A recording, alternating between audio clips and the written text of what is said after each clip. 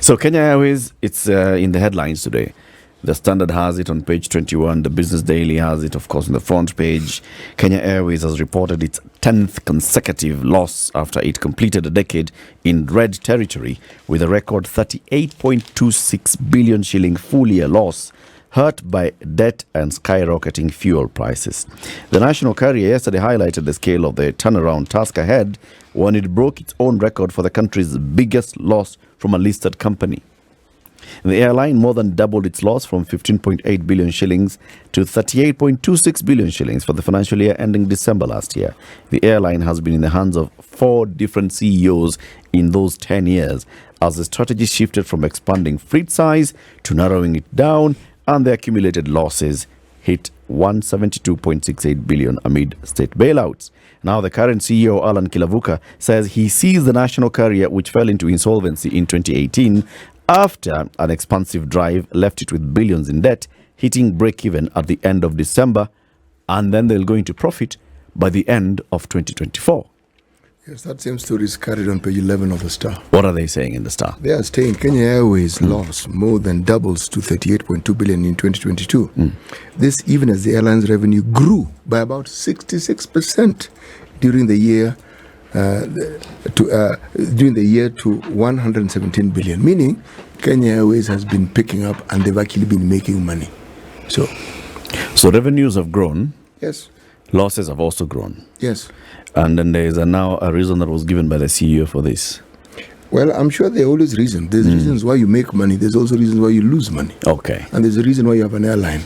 Okay. In the first place. Yes, because this is one of those stories where we're asking, so what is the best way of losing money? Start an airline. No, it isn't one of those stories.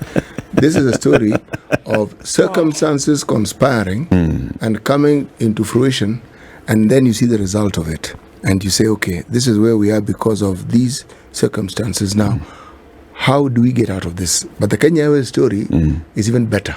They're getting out of it. Yeah. Yes, they are. The losses have more than doubled. Anyway, the CEO and MD, Group MD, Allan Kilavuka, is here with us in the studio. Good morning, Allan. Good morning, Eric. Good to have you on the show. Karibu sana. Good to be here. Make yourself comfortable. Oh, I'm comfortable. You has made me comfortable. Thank you very much. Allan, Yeah. so we saw this yesterday at an event yesterday. So where you're informing all your stakeholders about the performance in the previous year. The chairman, of course, released the results, and earlier you had also recorded a clip where you were talking to the various stakeholders, and you were sounding upbeat despite the fact that the loss has more than doubled from 15.87 billion shillings to 38.26 billion shillings. Okay. Let's start from CT says one of the stories there is talking about revenues growing.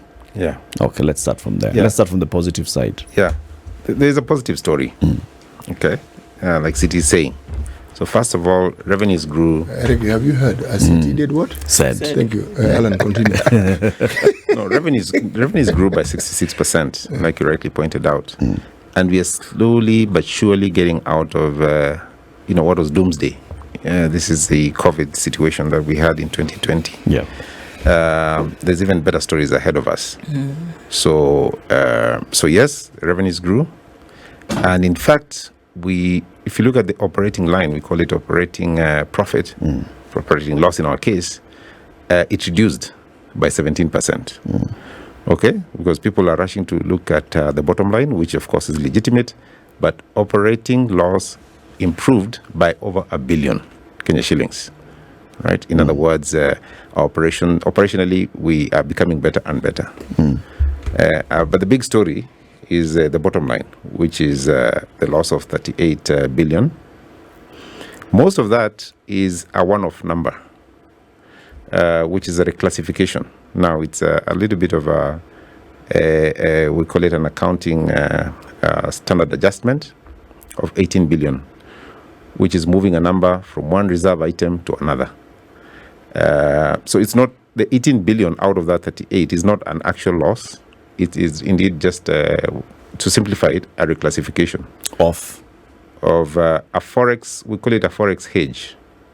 So what happened in this case, if I may explain that particular 18 billion, is that part of our loans were guaranteed by the Kenyan government. Last year, the government agreed to take over the loan and then on lend to us. By that action, that loan is redenominated into Kenya shillings. And typically what happens in accounting is you have what is called a forex hedge, which sits in your balance sheet. That forex hedge, therefore, has to be removed through the P&L back into the balance sheet. That's why I'm saying it's a reclassification. Alan, but that hedge, it's a debt. It's not a debt. What is it then? It is a forex. It's a foreign exchange. Meaning loss. it is a loss. So if it's a loss, I'm speaking as a layman here. Yes. Okay? Yes, yeah. If it is a loss, then it's a debt. If it's not a debt and it's a loss, then what is it? Okay. So that, what you're calling a loss, did not happen. It's something that has happened before, but it was sitting in the balance sheet. That's why I'm calling it a reclassification. How long ago did it happen? Over a period of time. Oh, it's cumulative. Cumulative. Okay. You see? So, but it is hitting us in one big year.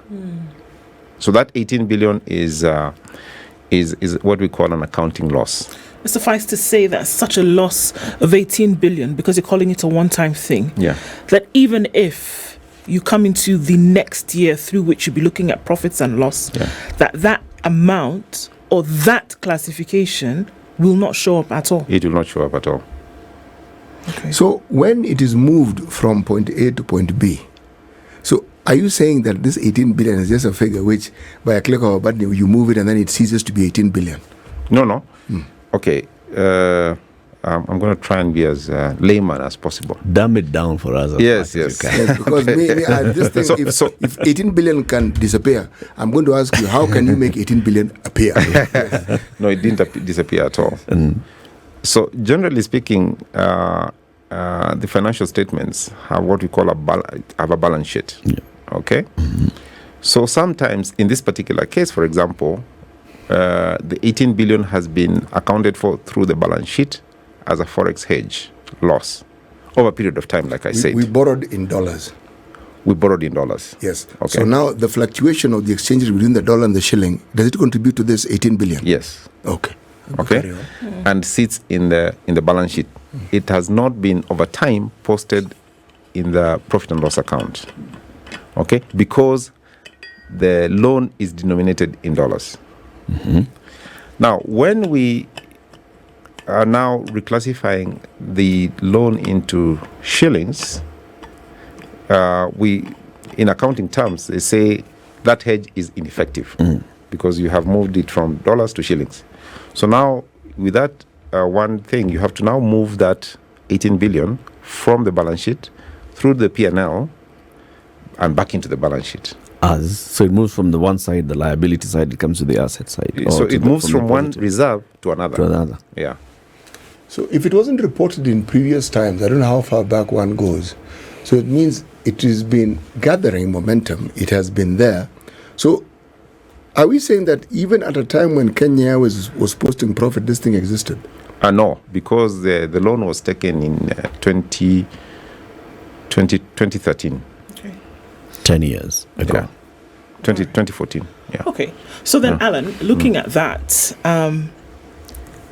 the element for which, so there's two questions. The element for which the loan was taken, was that realized? Yes. And then did it turn into a profit based on that? And then we're looking at 38.5 billion shillings.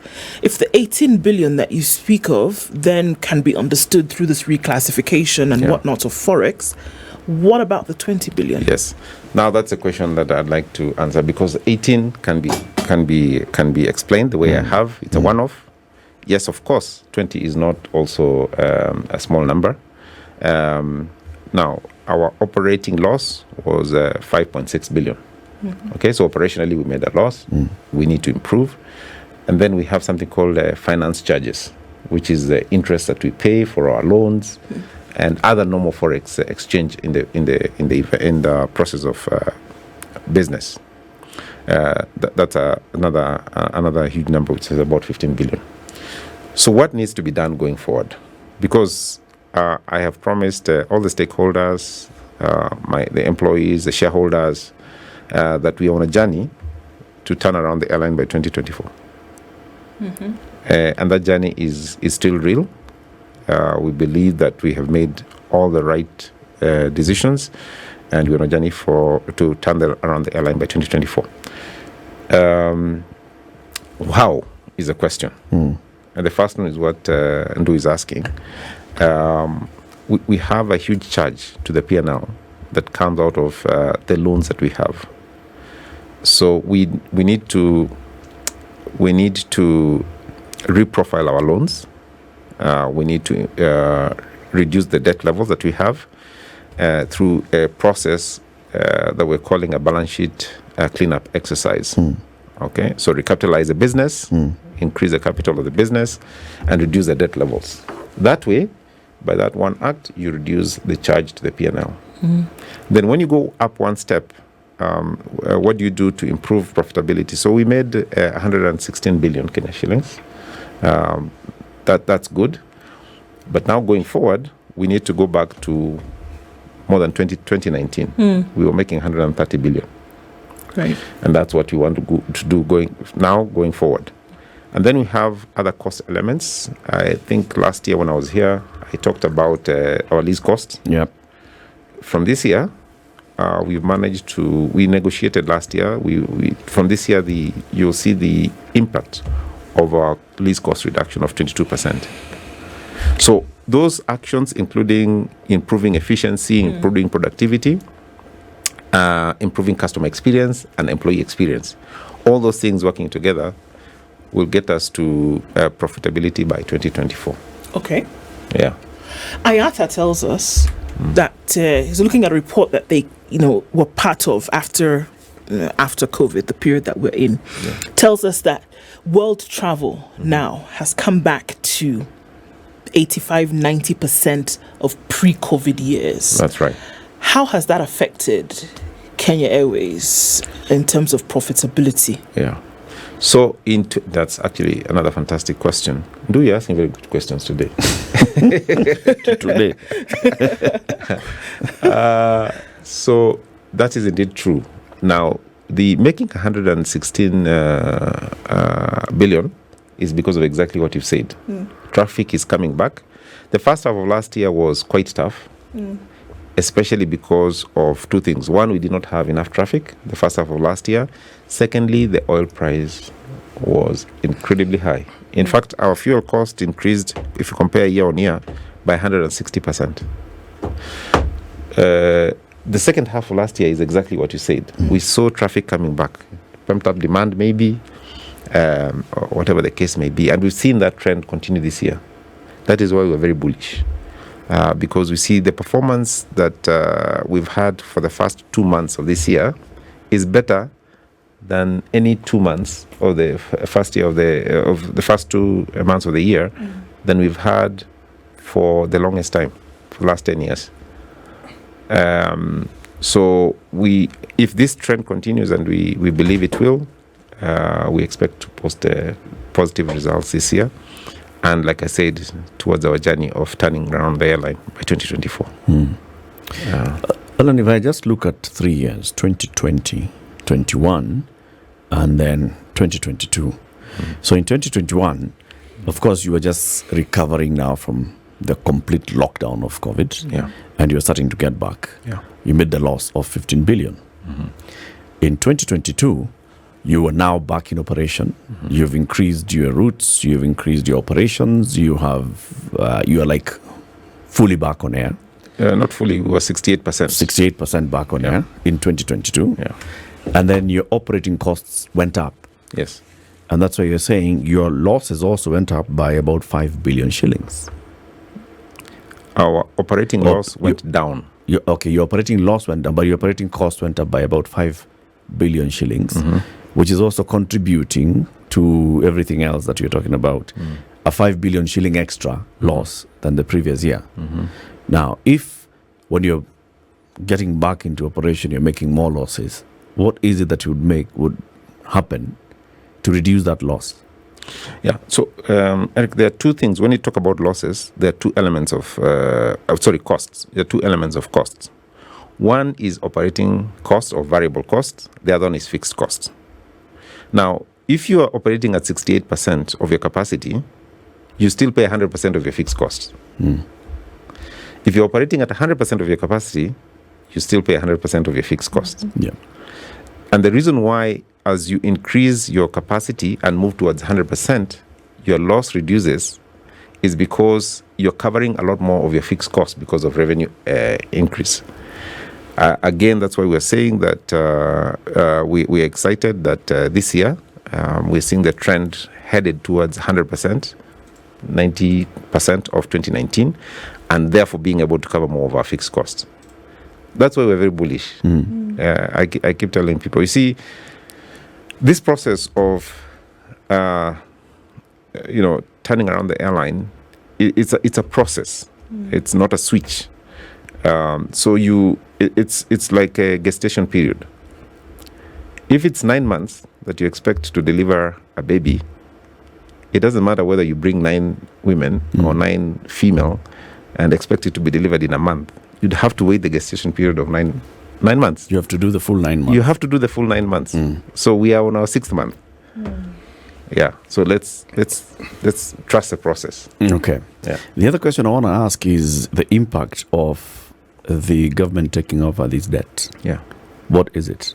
Yeah. So what the government has done, or what the government will do, the government guaranteed the debt in 2017, which therefore means that this debt is in the government debt stock. Okay.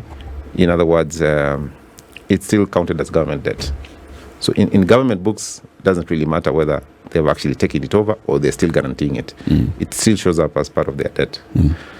And to ease the pressure, the cash flow pressure on us, what the government accepted to do is to take over the loan and then on lend to us by giving us better terms, maybe spreading out the tenure of the loan, and then also giving us a grace period so that it can ease our pressure on cash. Okay.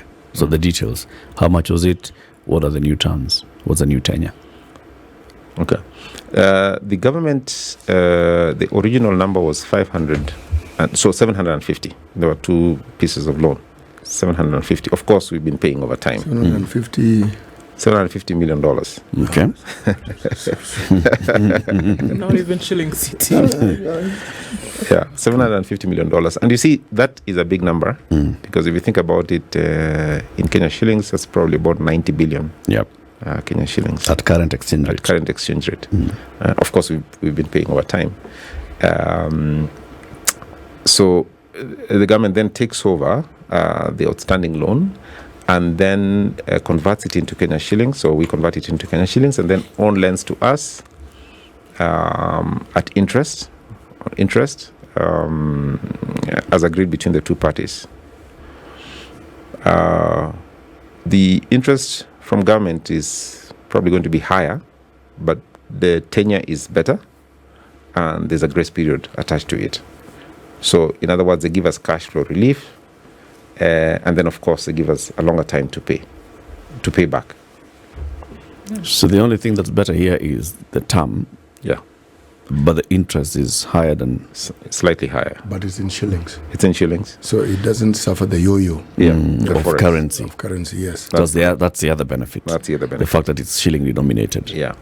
Now, the other thing as well, Eric, and I think you've had the government say that as well, is what is urgent and important for Kenya Airways is what we call recapitalization.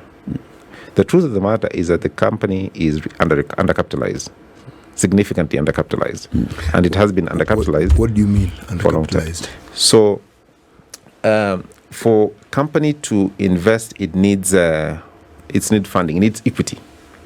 Okay, equity. When you have equity in the business, you buy assets which generate income. You buy more planes. You buy more planes, or you buy whatever asset it is. So we don't have enough of those.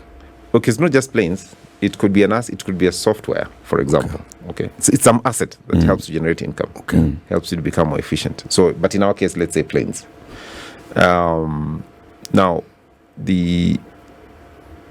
because of the losses that we've been suffering for the last over 10 years, it has eaten into the equity. Okay, so we have negative equity. So we need to recapitalize, okay, so that now we can, from there on, grow. That is why we've been talking about an investor coming in to support the business, capitalize the business, and then from there on, we can grow and compete effectively.